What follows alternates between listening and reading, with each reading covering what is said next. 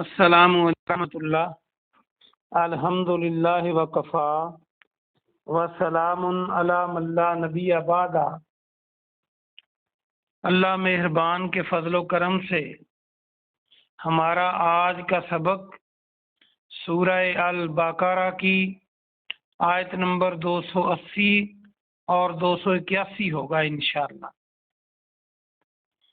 اعوذ باللہ من الشیطان الرجیم، بسم اللہ الرحمن الرحیم۔ وَإِن كَانَ ذُو اسرہ وقفہ کریں گے تو ایسے پڑھیں گے، وَإِن اور اگر، کانا ہو، ذو کے معنی اردو کا لفظ والا یا والی، جیسے اس کو یاد رکھنے کے لیے ذو معنی دو معنوں والا، ذل جلال جلال والا، ذو کا معنی، زی کا معنی بھی یہی ہوتا ہے، جیسے زی شان شان والا، تو یہ یاد رکھ لیں۔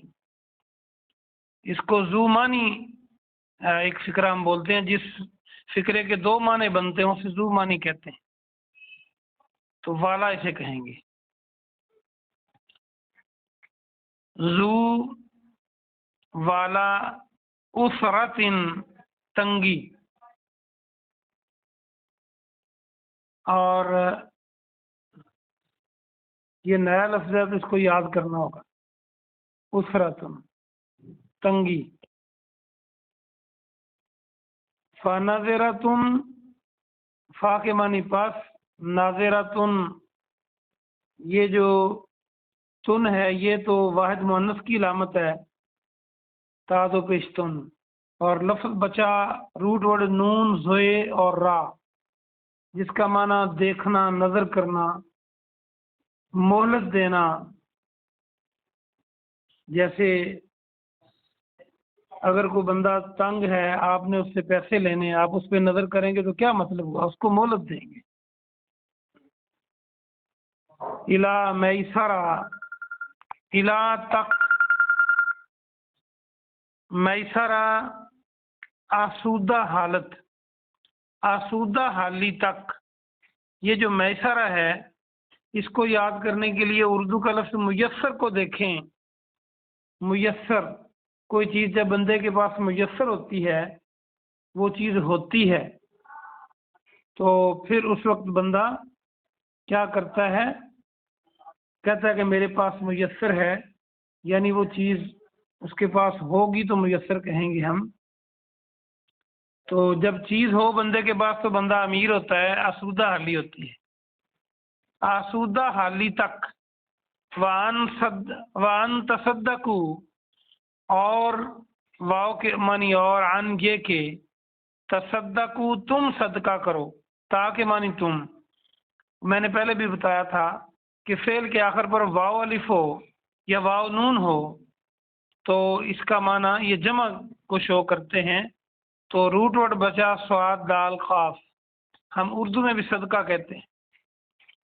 تصدقوا تو تم صدقہ کرو، خیر لکم خیر ہے، بہتر ہے تمہارے لیے، لکم تمہارے لیے، ان اگر، کنتم تم ہو، تعلمون جانتے، علم رکھتے، عین لام میم اس کے اندر موجود ہے۔ اگر تم سوجھ بوجھ رکھتے ہو، اگر تمہیں علم ہے تو یہ تمہارے لیے بہتر ہے۔ واتقوا اور ڈرو۔ اچھا، اس سے پہلے ہم با محاورہ ترجمہ کر لیں اگلی آیت شروع کرنے سے پہلے۔ اور اگر تنگی والا ہو تو مہلت دینی چاہیے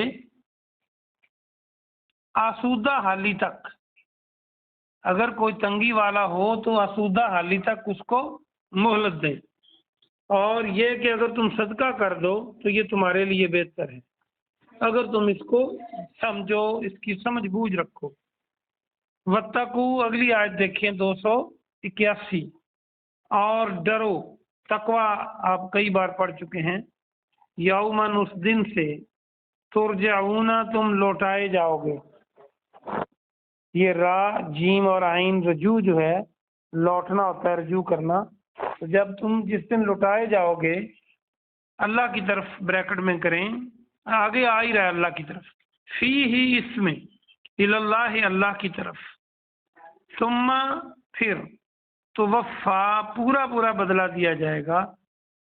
یہ جو وفا ہے، میں نے پہلے بھی بتایا تھا کہ وفات بھی یہاں سے بنتا ہے کہ جب بندہ مر جائے، وفات ہو جائے تو پورا ہی مر جاتا ہے اور پوری زندگی ختم ہو جاتی ہے۔ یا وفا کرنا جو ہے، جو بے وفائی کا الٹ ہے، وفا جو ہے یہ بھی جب بندہ پورا پورا بدلہ دیتا ہے تو وفا کہا جاتا ہے اس کو۔ ثم پھر توفا پورا پورا بدلہ دیا جائے گا، کلو ہر ایک، نفس نفس کو، نفس ما جو، کسبت اس نے کمایا، کسب جو ہے کاف سین بے، یہ ہم کسب حلال اردو میں بھی استعمال کرتے ہیں اور فارسی میں بھی، حلال کمائی، جو اس نے کیا ہوگا، جو اس نے کمایا ہوگا، کسب۔ ویسے پنجابی میں بھی کہتے ہیں کہ اس کے کسب دیکھو، اگرچہ اس کا معنی برے کاموں کو کہتے ہیں لیکن وہ بھی کام ہی ہوتے ہیں نا۔ وَهُمْ اور وہ، لا یظلمون سب ظلم نہیں کیے جائیں گے، یعنی ان پر ظلم نہیں کیا جائے گا۔ اس کا با محاورہ ترجمہ سنیں،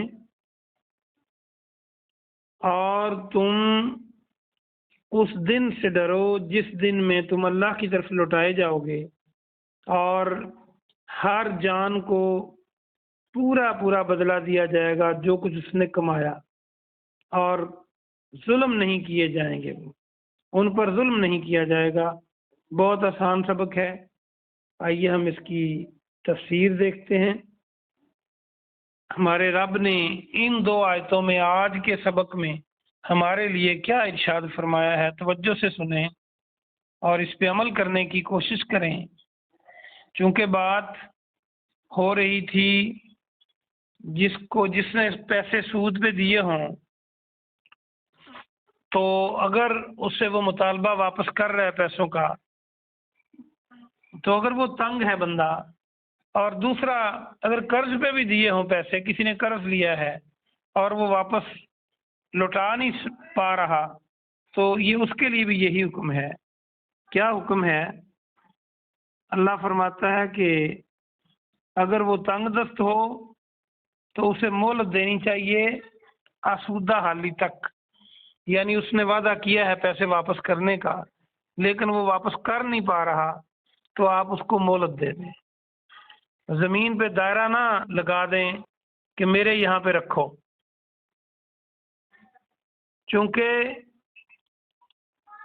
اگر آپ ایسے سختی کریں گے تو یہ اس آیت کے مخالف ہے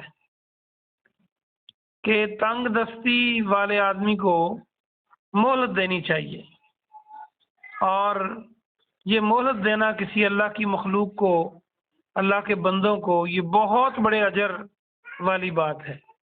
کبھی غور سے ہم دیکھیں تو ہمارا رب ہمیں کتنی مہلت دیتا ہے، ہم کتنی غلطیاں کرتے ہیں، کتنی کوتاہیاں کرتے ہیں، اور وہ جاننے کے باوجود ہمیں مہلت دیتا رہتا ہے۔ تو بہت ساری حدیث اس پہ موجود ہیں، ذخیرہ حدیث میں پیارے نبی صلی اللہ علیہ وسلم کی ایک حدیث پاک کا مفہوم ہے کہ جب تم کسی کو قرض دیتے ہو اور جب تک اس سے واپس نہیں لیتے تو تمہیں صدقے کا ثواب ملتا رہتا ہے۔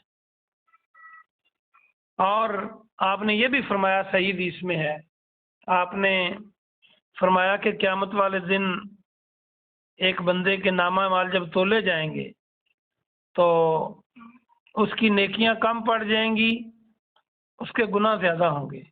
تو اللہ سبحانہ ہوا تعالیٰ جاننے کے باوجود اس سے پوچھے گا اگر کوئی اور نیکی تمہیں یاد ہے تو وہ بتاؤ۔ تو وہ بندہ کہے گا باری تعالیٰ مجھے اور تو کچھ یاد نہیں، مجھے یہ یاد ہے کہ دنیا کی زندگی میں تو نے مجھے بڑا مال دیا تھا، میرے حالات اچھے تھے، میں تیرے بندوں کو قرض دیتا تھا، تیرے بندے میرے پاس آتے ضرورت لے کر میں ان کو قرض دے دیتا، اور جب قرض لوٹانے کا وقت آتا تو اگر کسی کے پاس پیسے نہ ہوتے تو میں اس کو اور مہلت دیتا، ڈیل کرتا تھا، نرمی کرتا تھا، یعنی اس کو یہ نہیں کہتا تھا کہ ابھی رکھو، مجھے یہ نیکی یاد ہے۔ تو اللہ سبحانہ و تعالیٰ فرمائے گا تو میرا بندہ ہو کر اتنی ڈھیل دیتا تھا، تو میں تو رحمان ہوں، میں تو غفور الرحیم ہوں، تو میں اس سے زیادہ ڈھیل دوں گا، مجھے زیادہ حق ہے۔ اللہ اس کے حساب میں ڈیل فرمائے گا، اور حدیث میں آتا ہے کہ اللہ کے ڈیل فرمانے سے وہ بندہ جنت میں چلا جائے گا۔ اللہ اس کی کوتاہیوں اور اس کے گناہوں سے اغماض فرمائے گا اور ڈھیل دے گا، تو وہ بندہ جنت میں چلا جائے گا۔ اندازہ کر لیں کہ اللہ کی مخلوق کو ڈھیل دینا کتنے بڑے اجر کی بات ہے، کہ جس بندے پر نامہ اعمال کے حساب سے جہنم کی طرف وہ جا رہا تھا، اور ڈھیل کی وجہ سے اللہ پاک نے اس کو جنت میں بھیج دیا۔ اللہ فرماتا ہے کہ ڈھیل دے دو، اور اگر تم صدقہ کر دو تمہارے لیے اور بہتر ہے۔ کئی غریب ایسے ہوتے ہیں بیچارے، پیسے لے لیتے ہیں، قرض لے لیتے ہیں کسی امید پر، پھر ان کی حالات اتنے خراب ہوتے ہیں کہ گھر کا چولہا بڑی مشکل سے چلاتے ہیں، تو وہ دے نہیں پاتے۔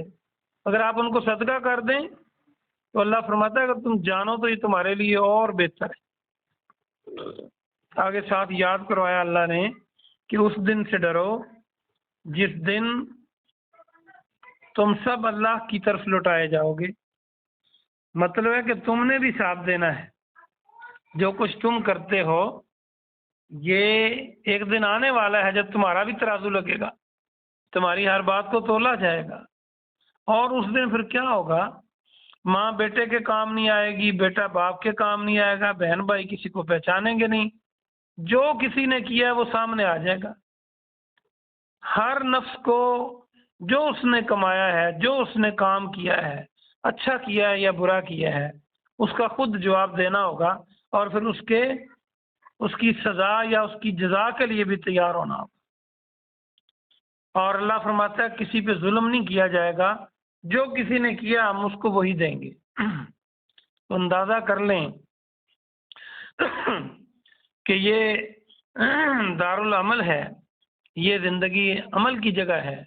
روزانہ ہمارا ایک دن زندگی میں کم ہو جاتا ہے، تو ہم اگر اپنے اعمال کو اللہ اور اس کے پیارے نبی صلی اللہ علیہ وسلم کے بتائے ہوئے طریقوں کے مطابق نہ کریں تو ہم کتنے پاگل پن کا شکار ہیں، اور ہم کتنے گھاٹے کا سودا کر رہے ہیں۔ اللہ پاک سے دعا ہے کہ اللہ پاک آپ کو اور مجھے عمل کی توفیق عطا فرمائے۔ سبحان ربک رب العزت عما یصفون والسلام علی المرسلین والحمد للہ رب العالمین۔